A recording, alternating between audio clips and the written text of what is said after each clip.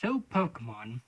Well, Pokemon has tons of mysterious areas. And, well, last time I went through generations 1 through 4. This time I'll be going through generations 5 and 6.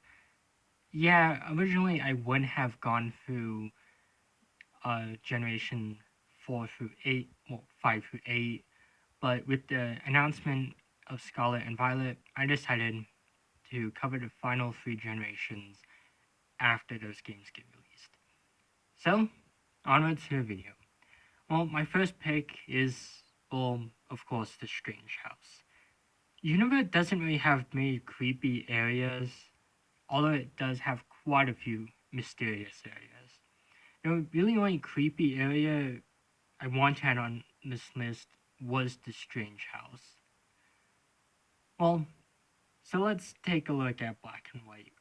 Yeah, in Black and White, we of course can encounter a mysterious girl who disappears when we get close on the Marvelous Bridge.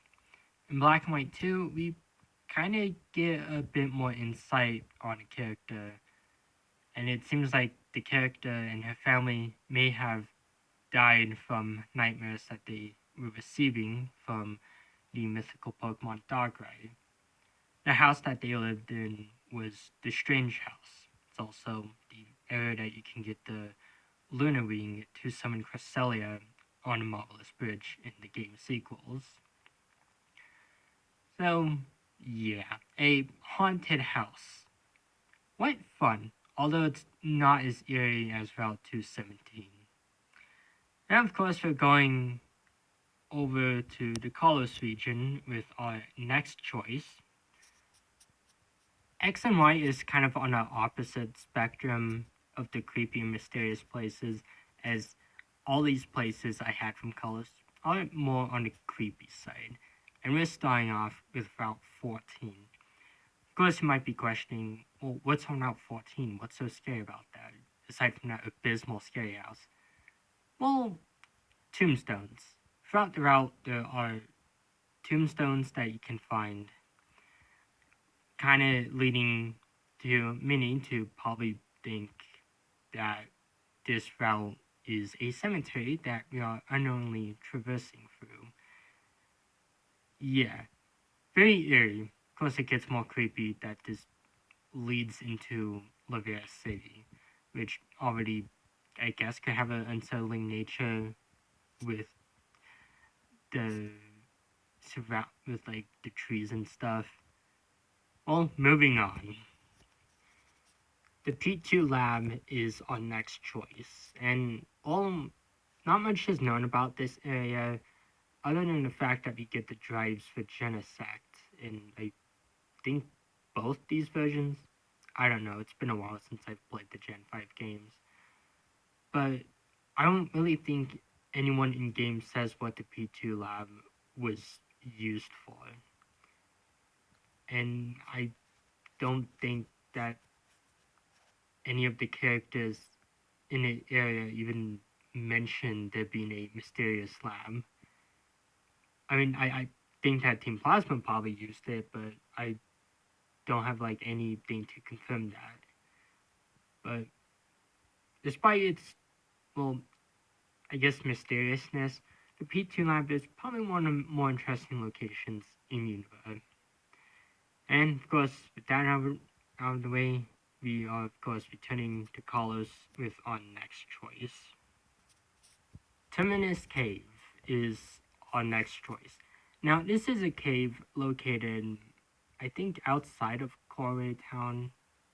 Again, it's been a while since I played the Gen 6 games as well, but its town map description states that the mine had closed down due to rumors of a monster haunting the area.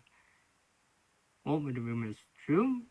Well, yeah, although we don't find this out until after the main game is beaten, as once you beat the Elite Four, you can of course go back into the cave and will encounter Zygarde.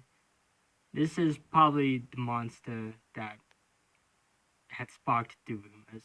someone probably saw it late at night and probably immediately quit because, oh, yay, who wants to look in a mine with a giant snake-looking monster? What fun that would be. Well, of course, wrapping up Unova, we of course have the Abyssal Ruins. The, the Abyssal Ruins are ruins located near Andella Town. Now, I don't think this ever gets stated in game by any of the NPCs. So most people would probably just have found it just accidentally, or if you had internet at the time, you probably would have found it out from some random person that already found it. But the Abyssal Ruins don't seem to get any mention in the game at all, which is kind of a shame because the Abyssal Ruins are probably one of the most fascinating locations in Pokemon, and kind of have some questions I had. But all in all, Unova was a pretty fascinating place, even though it didn't have many eerie places. And of course, obviously, we have two more picks, and we'll be wrapping up this video by returning back to Kalos. Of course, the first one I want to talk about is the Lost Hotel. The Lost Hotel is a area I think located on Route 15 or 16, but it's an abandoned hotel that's just primarily used by delinquent trainers, and I think has a few ghost types or something. The hotel just looks pretty eerie, so that's kind of why it's on this list.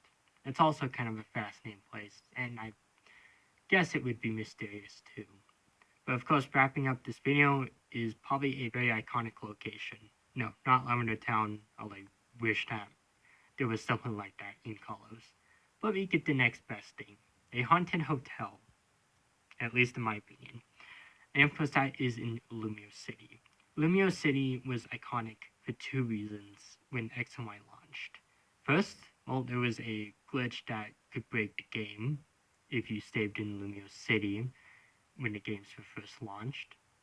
And players started noticing something happening after fixing the power plant issue on Route 13.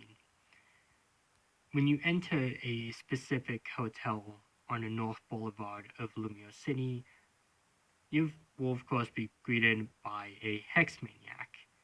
Now, saying that this blew up on the internet is an understatement.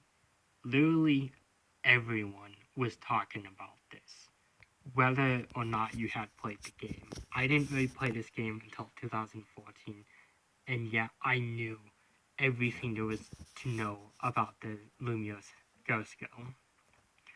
There are also plenty of theories about her and if she was predicting like another game or something, or she was tied to an event.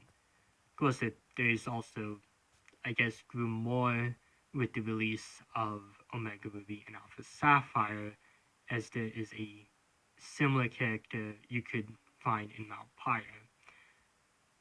All in all, despite this question never being answered on who this actually was, the Lumiose Ghost Girl will probably go down in Pokemon history as probably being one of the most creepiest things, and that one room will probably always be on everyone's mind.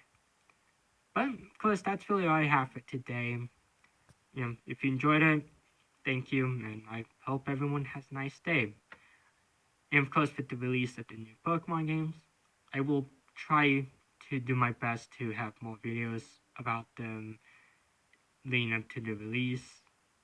But until then, goodbye everyone.